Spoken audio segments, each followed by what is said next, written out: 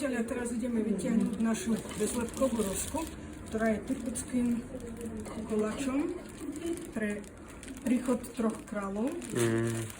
Takže už ju vyťahujeme, už ju máme a už je vonku. A čo je na tom typické je, že teraz celá familia a kamaráti ju budeme krájať.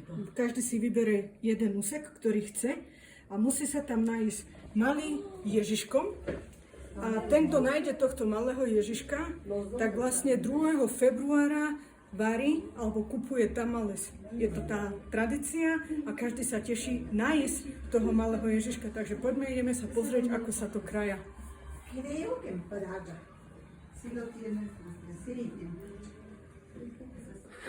Ideme na to, ideme si ho odrezať a hľadáme zlatého anielika, alebo teda zlatého Ježiška. A ja idem takto.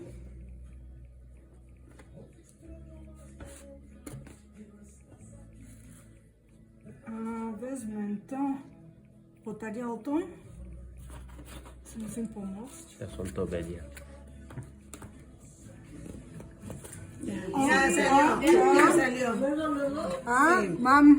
Mám anielika, ale nemám zlatého.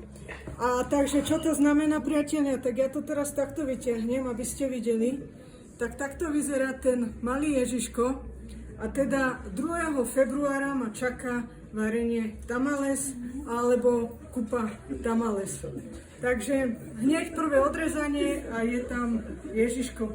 Tamalito.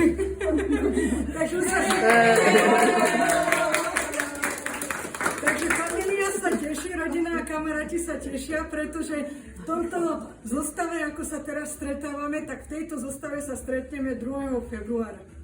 Tak vás týmto pozdravujem a teda toto je tradičná Rosca de Reyes a používa sa na 3 krále a volá sa to po slovensky, sa tomu povie trojkráľový koláč.